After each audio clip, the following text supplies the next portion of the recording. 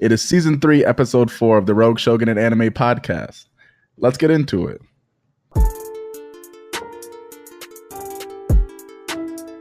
So what would we call it? The Rogue Shogunate podcast?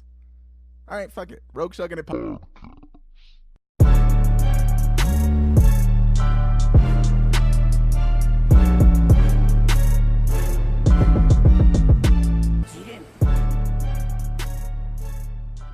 Hey guys, this is Matt, and my 3 for the week is Super Smash Deku, because of this week's episode of My Hero Academia.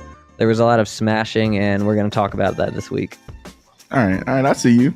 Clay, what's your 3 for the week? 1,000,000% for all the reasons he just said. Like, that was like one of the things I was gonna say, but then I thought Super Smash Deku would be more catchy. Okay, so mine was Deku the Goat, and you know there were a bunch of reasons that I would make that, but mainly I guess the number one was because Deku the Goat. So let's get into anime of the week. Go beyond! Plus! All right, so let's talk about My Hero. Let's talk about it. First of all, is that Bakugo's dad, do you think? No, I don't think they really. They got the same damn hair, and he's like, "Where's that Bakugo?" Yeah, like, and he had the same hair. Like, I wouldn't be surprised, like, if Bakugo didn't have a dad, and his dad was a criminal. Like, I'm like, oh, okay, that kind of explains why you're an asshole. Yeah, that's what I was thinking, at least when he asked about him. But maybe we'll find that out. Well, first of all, can we talk about the damn episode? Yeah, let's talk about the damn episode. Honestly, I don't remember what happened besides them fighting. That's all that happened. Yeah, that's all that matters. Like, who cares about what else happened? Like, freaking, there were other people. They were in the woods. They met villains. They fought them. But that's not important. What happened was Deku went full on. He went beyond Ultra Instinct. He went like freaking. I didn't expect. I thought it would be like 110%, but no, he was like he went 1,000,000%, and I was like, God damn. Can we agree that that's overkill or not? Dude, I love it. I mean, he barely did it. He barely did it unless the dude squirted him with the water, and then he would have lost still. Mm-hmm. So he needed 1,000,000. He might have needed a little bit more. He should have done 2,000,000. Can we talk about why his name's Coda, right? The little kid. Yeah, Coda. Why did he have that little ass Pussington ass squirt? That's his powers. That's all he got right now. I mean, because he's a little kid. I mean, when Bakugo was a kid, he had little pussy baby explosions. You gotta give me more than that. Your parents were OD. This man killed your parents, and all you got is a squirt. Nah, bro. I'm spitting on him or something. I'm doing more than that. But my favorite part of the episode was definitely when like you thought Deku's like, oh my mom, and he's like hella going down, and then when he like gets up, first of all, how did he get up like that? He got up there, one arm. Mm-hmm. That part was hella cool. But my question is, I don't like that. Well, I guess it's not a question, but I don't really like how his arm was quote unquote broken, and then he's just using it. Yeah, like, that don't make sense. And it got darker. Like he double broke it. Yeah, bruh, you gotta if it's broke, you better write something else into the show. That's a little bit too shonen-y sometimes. Yeah, I agree. Like sometimes they just kind of like throw logic out the window.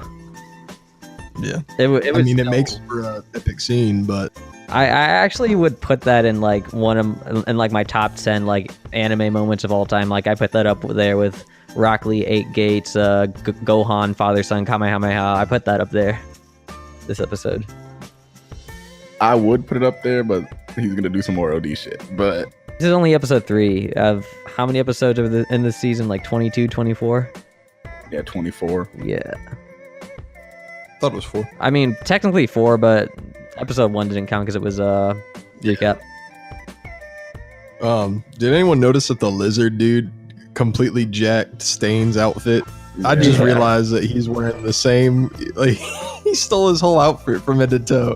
He's like, I'm Lizard Stain. That's what I had. He got like 1,000,000 swords as one sword. Yeah, that was dope. I thought that was hella cool looking. I was like, damn boy. But it was a good episode. It didn't move the plot forward that much, but it was. Well, you got to see 1,000,000%.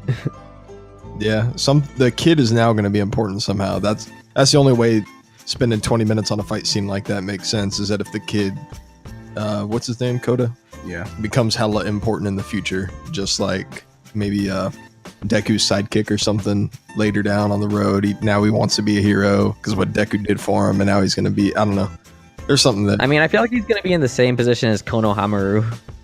What is it? Like he's the goat, like later on. He's not even the GOAT later on. I mean, he could have been, but they didn't write him that way.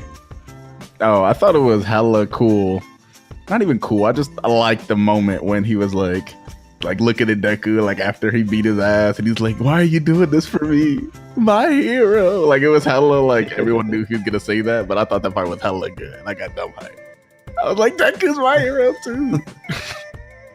Dude, it would have. I feel like Deku, like it would have been like the best if like Deku like turned around and like smiled, like All Might would. Nah, he had the hella damn battle cry going. But yeah, I've just got like a little. I'm gonna throw out a little prediction. The next few episodes, probably for like 5 episodes, where they're probably not gonna be focused around Deku as much because You remember that old lady? She said that she's not going to heal him anymore. Like, obviously, she's going to try, but like, she clearly said that she can't keep healing him like this because it'll like hurt his body if she keeps like doing that to him. So like, he's gonna be out of commission for a while. So I feel like they're gonna focus on Todoroki, Ida, and Bakugo.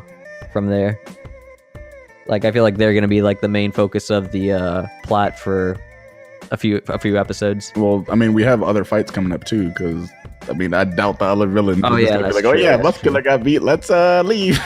Oh, who did Dabi or whatever his name is? Who did he? Oh, Izawa. He fucking mobbed him at the front of the. Why did he? He walked out. He was like, "Bink." Yeah, yeah, not today, man. So, yeah, I don't know if that man's dead because he just got his entire body blasted by that blue flame or whatever. So we'll see how it turns out. Oh yeah, I saw somebody had like body parts or something. I'm like, who died? I didn't catch who died in that episode. Oh, I know what you're talking about, and I don't know whose body parts those were either.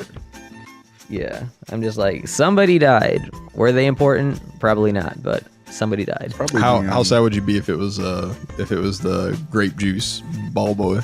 That's actually who I was about to say it was, but I honestly I wouldn't be. Actually, I wouldn't. I'd just be confused. I'm like, why would you kill him? He's the comic relief. You need him. Yeah, he's hella funny, but yeah, I don't know. I guess they'll probably show us, unless it was just like a irrelevant person, just to make the dude seem like he went hard. Yeah, if it's like the guy from the other class who's like super pretentious and he's like, yeah, we're gonna be better than the other class. You know what I'm talking about, right? Yeah, the blonde dude, the copy guy. Yeah. Oh. Then I'd be like, whatever. It can't be anybody important. It's too soon. It's All Might. And they're not going to kill somebody off. They're not going to kill somebody off screen. That would be hella. If they're important. He tried to show up, blasted. He heard that you have to eat a part of All Might's body. He's like, oh, fuck it. Let's get some hands. Probably the whole thing. That episode was definitely hype, but let's talk about what else was hype this week. Do you really believe your own hype that much? Oh my god! I am the hype! Dude, Megalo Box, that was a really that episode had me on the edge of my seat the entire time. Like, that was a really good drawn out fight. It addressed some points. I hope like they stop like trying to like make the point that the kid's important. Like, we get that he's important. Like, I feel like they're trying to drive the point that the kid's important too much, but besides that, like, it was a really good episode. Wait, I'm confused. Are y'all talking about 3 or 4? What are you talking about? I mean, the latest episode. What, didn't he fight hella people last episode? Well, he he fought hella people, but there's only one that they focused on. The shark fight. Oh, okay. Yeah, Sharknado. His name's not Sharknado, but he's the shark. But yeah, I agree. It was definitely a setup episode for what happened at the end, with the demon number 17 showing up saying, I want that fight, and then going, yo, what's up, Sensei? Yeah, that was OD. I like And that part. Yeah. that's his old boxer or whatever. Was he? Is that what you're inferring, or is that like was that confirmed in like the talked about before? I mean, he said, "What's up, Sensei?" So I'm pretty sure it's the dude that he was talking about that he used to train, because he was talking before about how he trained someone that was hella good, but they were like bad or something. I don't remember what he said, but yeah, he had some OD that he trained, and this dude shows up and says, "Hey, Sensei," and specifically asks to fight Gearless Joe. So I'm assuming it's the same dude, but I could be wrong. Oh, okay. And then he was like, what would he say? He said, I need someone that's what, top 100 or top 1,000? Top 30. Oh, top 30. Wait. Or he said he has to be higher than 50. Yeah. But I didn't think you'd get me someone higher than 30. And the guy's like, I got you 17. He's like, damn. He was like, what? But there's one condition. He specifically, what was the condition? He specifically wanted to see you or something. Mm-hmm. Then he walks up. Yeah, next episode is gonna be like anime of the week. Yeah, this show is hella good. Next episode's gonna be training, I think. Why would he have to train? I think that this montage episode is kind of already the training block. Oh yeah, that's Yeah, like true. getting him stronger. Well, and- Is he gonna be gearless for this fight, or is he gonna I think that's the get same. some gear? I think he's gonna be gearless and then get his ass beat, and then somehow he's gonna get some gear like mid fight. That's my prediction, but Or maybe this dude whoops his ass and now then he knows he needs gear. And he could beat him with gear, he couldn't beat him without gear, then he fights again or something. if he loses, isn't he out, or is that not how it works? Yeah, he's got to have 5 straight wins. At least that's what they're saying. I think there's a Megalo fighter rankings, but then there's a Megalo boxing tournament that's going to happen, and they're inviting a selection of fighters, and he's trying to get up in the ranks to be invited to the invitational tournament or whatever. So you think the 5 wins is just like the dude saying, "This is what we think it'll take to get to that spot." Yeah. Okay, that makes sense. I think if he wins, theoretically fights 17 and wins, that he could get invited to the tournament, and that's what their goal is to get into the tournament and then win it. And it's a 12, right? 13. Okay, so I do think now that we didn't said that, I think he will lose, because that's too fast of a pace for him to just start beating people's asses and then end up fighting a dude in damn episode 6. So Yeah, something like him losing, him getting gear, him fighting again. There's definitely room for the tournament in this arc still. So we'll see how it goes, but it's shaping up to be probably my favorite, at least my favorite 12/13 like regular length show of the season. your favorite non-demon show? Yeah, my favorite non-demon show. But talking about a demon show, 7 Deadly Sins. I actually segue. liked the episode. I know that the audio got fucked up and we didn't have the podcast for last week, but last week's episode was hype with the Escanor stuff. I hope you guys saw that. And then this week's episode was kind of more of like a backtracking the story a little bit, plus gearing up for the next hype moments, I guess. So the important tidbits were that Dreyfus is fighting this Lord Denzel, and he's hella smart. They're fighting, he's hella losing, and then the Grey Wall dude, the big amalgamation with the faces and the purple ghost body, shows up, tricks the people into giving him the orb so he can get into the building, lets the man out, and then the big blue demon giant guy that always has a cloth over his face is revealed to be the original ancestor of the giants. So Matrona is going to whoop some ass because her kids got hurt, and then she says something about, I can't remember his name, someone give me strength, and then the creepy lady with the tentacles is like, hey, that same name, what's up? And then it reveals that it's him. So there's something there too for the giants, for Diane and Matrona to work out. And then they send a few demons to drop flyers all over the nation so that everyone has them, and they're like, humans are the greediest race. They'll all show up to try to claim their one free wish, so then we'll sap all their souls. And Melody the 7 Deadly Sins are hella falling for it. They're like, yeah, let's go, we gotta go get this wish. That man is hella dumb, but he's lucky he's so strong because he's so stupid. But Everyone's gearing up to go to this tournament, and it is revealed at the end of the episode that there is a 10th commandment who doesn't know who he is, and that is Gowther the Selflessness. So we'll see how that plays out. Do you think that what was that? What was the flyer for? What was it? Just a wish? The flyer was an invitation to a tournament, like a fighting tournament, and then the winner gets any wish that they want granted. Okay. Prediction. Let's go. That's where the fights are gonna happen. Wait, so do you think the wish is get real? Like, do you think the wish will happen? I don't know. I don't think so. I think they all get there And just fight. and then they start. They probably sap like 1 million people. Then the demons are dumb strong at that point because they've sapped all the. Now they're able to use all their magic, and then the people that are left are the hella strong people, like the Escanors and the Meliodas and 7 Deadly Sins. Yeah, basically the people that are strong, plus like the other hella strong people, like Lord Denzel and like Matrona and like King Arthur. yeah, he did. He's getting sad. Yeah, Hawk's dead. No, I'm kidding. But everyone plus like other strong people will be there left standing. Then the 10 Commandments probably run a train on like the lesser strong people, and then I think that's when the fights will start to begin, because we're at like what 15 right now, so there's 9 episodes left. I could see the fights really kicking up here in like 2 or 3 episodes where it's like full swing. Oh shit. Oh yeah, I did forget. I forgot that this was like the second half of the second season. Yeah, so we got to start turning up soon. Yeah, we got like 9 episodes left. I'm thinking that the fights have to start within like 3 episodes at the latest. So yeah, they get to the tournament, people sap their shit, and then it starts popping off. There'll probably be a lot of dialogue at first, especially with like the Gowther thing, and then Meliodas and his brothers, and then now Escanor and Meliodas' brothers. So we'll see how it all plays out, but it's shaping up to be a hella good season overall. While we're holding on, I'm just gonna go and say,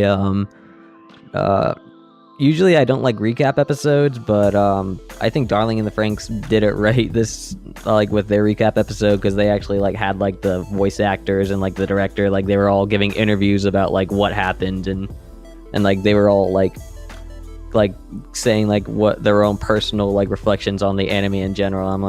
I was actually intrigued by like what all the actors were saying, and I'm like, wow, this is how you should do a recap episode.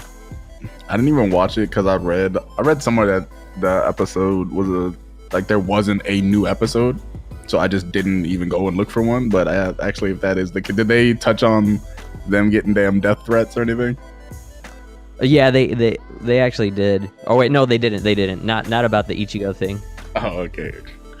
Yeah, but did you hear about that, Clay? What?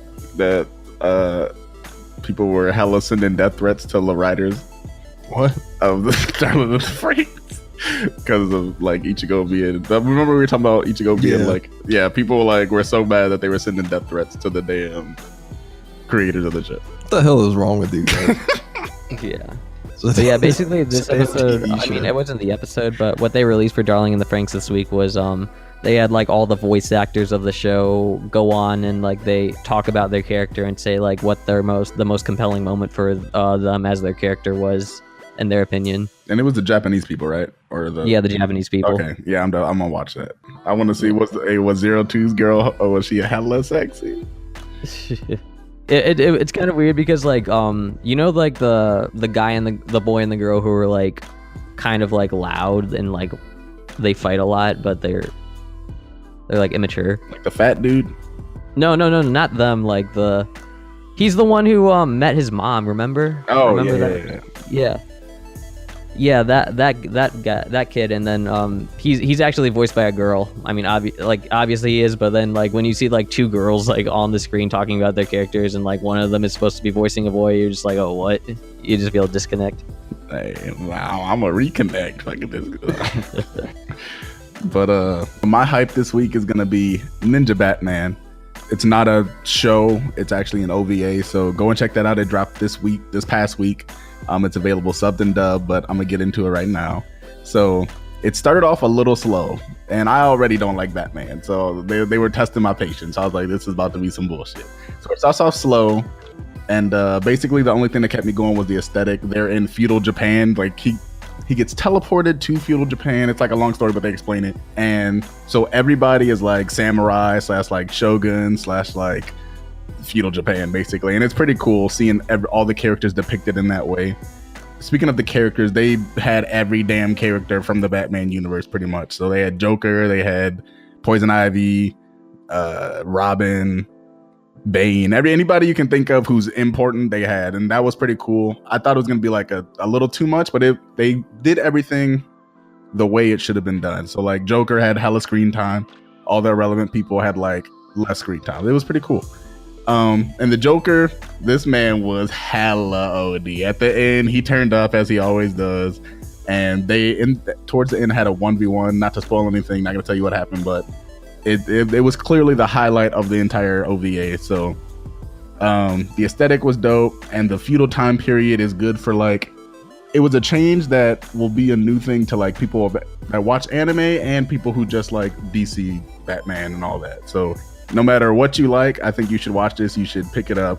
It's not a 10 out of 10. I'd round a 7.5 ish, but it was dope. You should check it out if you like anything that's good. So as an OVA, so like what you watched was like the entire thing? Yeah, it was basically a movie. Yeah.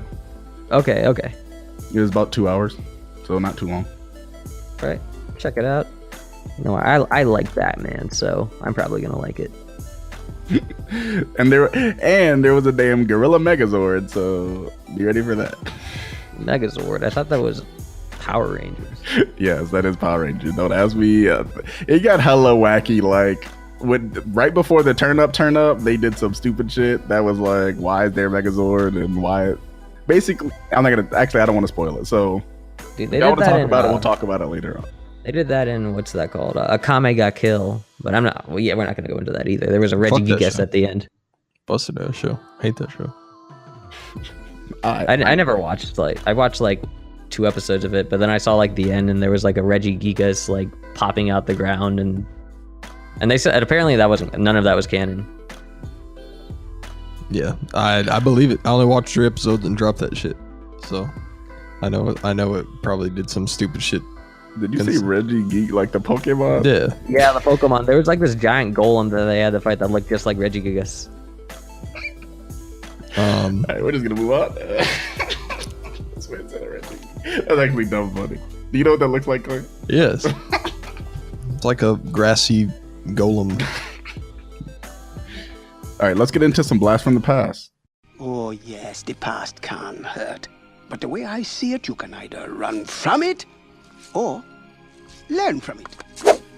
As you guys know, I'm watching Princess Jellyfish. This time I made an effort to remember the names of the characters. Princess Jellyfish, her name is Tsukimi, and the cross-dressing guy, his name is Kuronosuke.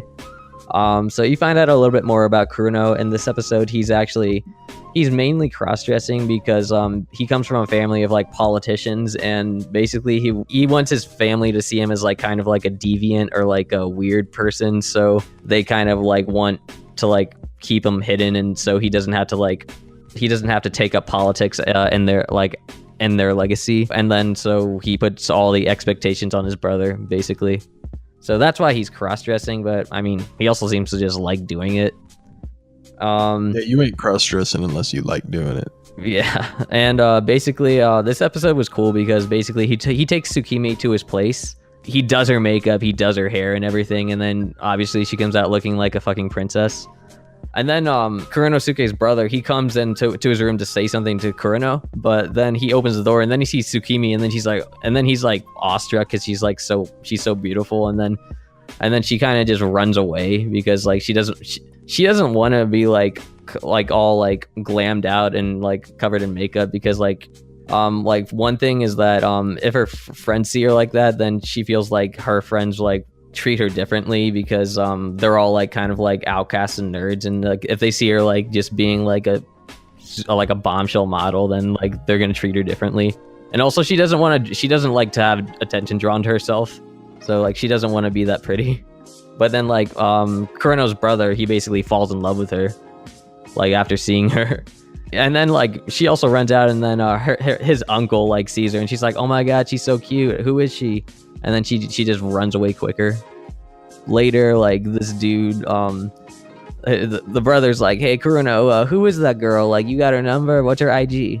And then Kureno's like, okay, I'll tell you if you tell me the address of my mom. And then so I guess Kureno, apparently his mom's like a pop star, and then he doesn't really know his mom, so he wants to go and see her. And then he's like, okay, I'll give you, she forgot her glasses here and like some of her clothes, so why don't you take those and go see her? And then so he's got Tsukimi's shit, and he's like driving over to see her, and then he's like he's in the car and he's hella fantasizing about like how he thinks she is. But in the meantime, Tsukimi, she's like trying to like avoid like her friends see her like that, and then she goes and like she just splashes her face with water, and then her friends eventually see her, but like because she splashed her face with water, all her makeup's all smeared and shit, so she looks like a fucking vampire.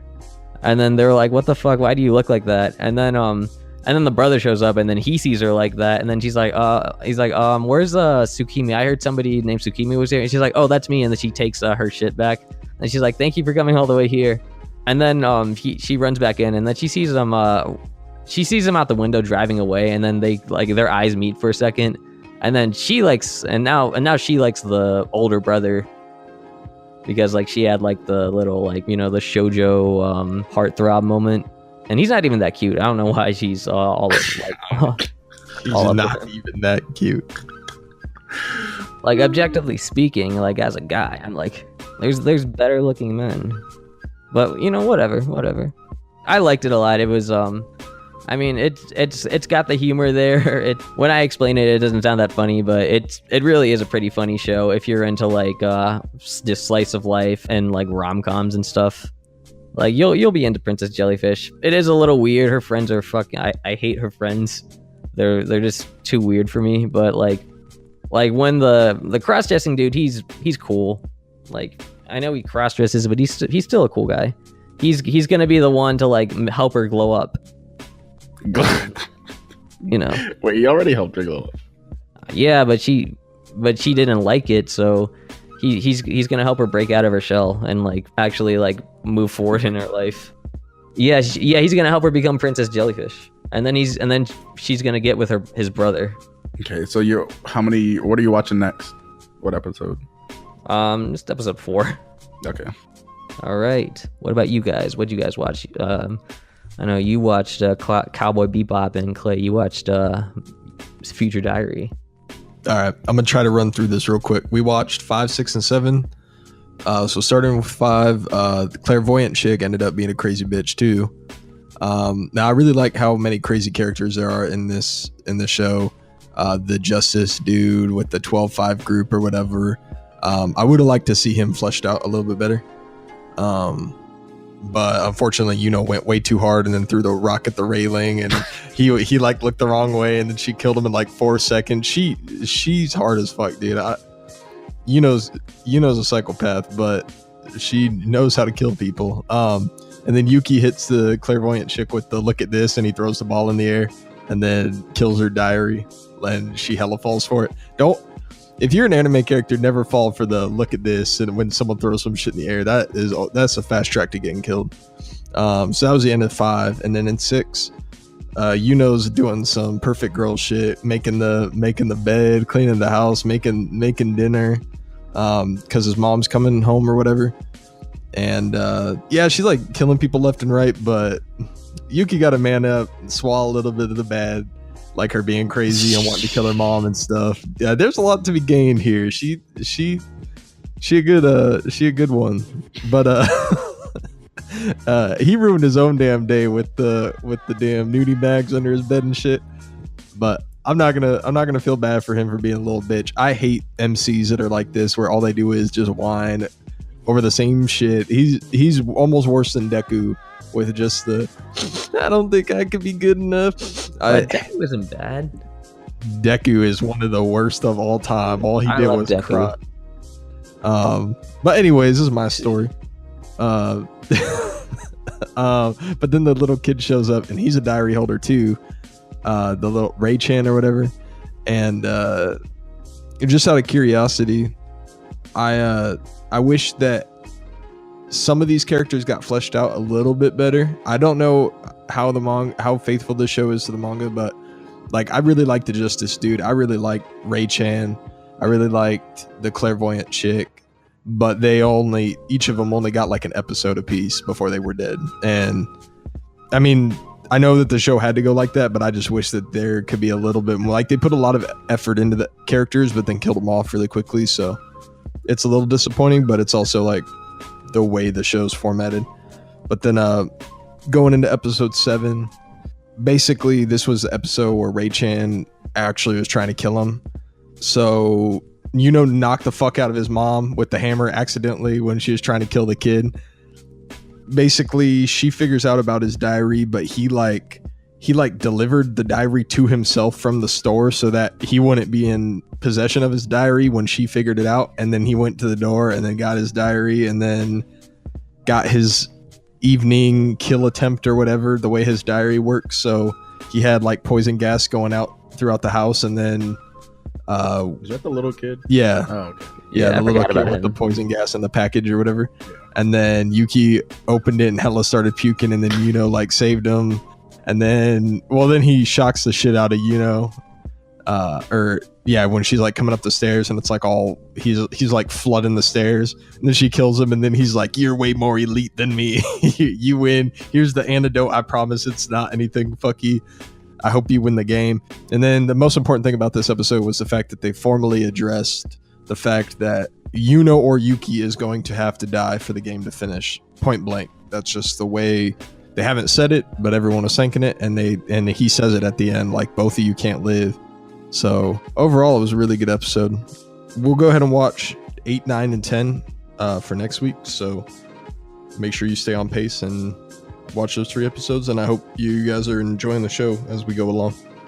Okay, so you guys already know we watched 5 and 6 of Cowboy Bebop. Actually, you might not know because the shit got fucking fucked. But last week we watched 5 and 6 of Cowboy Bebop, and episode 5 starts out with an old dude, and he gets killed by like a hella cool-looking, strange, mysterious dude, and it's revealed that he has some connection to Spike. Shortly after that, Faye Valentine gets kidnapped, and then Spike like starts loading up on weapons. This dude's like, bruh, I'm about to you can tell he's like shook, like he's like, I gotta go take this dude out, and he needs to get prepared. So then he goes to the church to get revenge for the old dude and to save Faye, even though he says he's not gonna save her ass. But anyways, we all know that you gotta save the bad bitch. So there's like a hella big shootout at the church, and then Spike and the villain basically start throwing hands. It gets down to those two. And then so they get to like a stalemate where the dude has like his sword up to Spike's like heart, and then Spike has like his damn famous pistol like up to this dude like, what's up? Like who's about to die? And so they both end up hitting each other with their shit. And then Spike ends up flying out the window. And on his way down, there's like a hella like cool flashback montage type of thing going with like some hella dope music. And I know the significance, but I don't want to reveal it. But the villain, it looks like the villain has some kind of connection to him, and it kind of shows the connection, but I don't know if you see the connection if you haven't seen the whole thing. So I would just leave that there. But there's a connection there. And then it shows a mysterious lady. And then the ending, when he wakes up, this man's in a damn full body cast and he's roasting Faye, and that shit was hella funny. This episode was probably my favorite so far. The show is full of episodes like this one, but a little more hype. So it's starting to pick up. So just leave it at that. So episode 6 starts off with a different old dude. I don't know why there's so many old dudes, but this dude's tailing a little kid and a guy in a wheelchair, and that's hella weird. And so at the beginning, he corners these dudes in like a hotel, and he's like, bruh, I'm about to, you don't know exactly what he's saying, but you can see he's like, I'm about to fuck y'all up. And so this dude gets damn shot out the window, and then Spike hella saves him just in time. The dude, like right before he dies, he's like, Spike, I need to give you this rock. And Spike's like, why? And then long story short, the kid is actually like a hella old dude that can't die unless he gets hit by the special stone that the dude gave Spike. So then Spike makes a bullet and one shots a kid, and then the kid turns into an old dude, and yeah, that's it. But the episode 6 was kind of whack. The ending was kind of dope, but all in all, it really was unnecessary. Episode 5 was the highlight of these 2 episodes for sure. The show is, like I said, it's more of episode 5s than episode 6s. We only got about a couple more episode 6s, and then the rest is just Liddy the whole time through. So if you've been watching so far, you got some stuff to be looking forward to. Next week we're gonna watch episode 7 and 8, and it is we got a ride coming. Make sure you guys tune into our Twitch live streams. We stream as a team every Thursday at 5:30, 6:30? 6:30. At 6:30, and then Rilkers and the other 2 stream throughout the week. So just follow the streams to catch us when we're not streaming on Thursday, but Thursday's the concrete time and day. Go to visit our website. We have articles, we have reviews for all the new anime, all the new OVAs coming out. And just Rogue Shogunate on all social media. You'll find us. We will see you next Tuesday, like we do every Tuesdays. Actually, we'll see you next Tuesday as long as this audio comes out fine. We'll check it pretty soon and see. Yeah, sorry about that. Yeah, that sucked because our last week was a pretty good damn episode too. But I mean, it happens. So we'll see you next Tuesday. But until then, just get out there and watch some shit.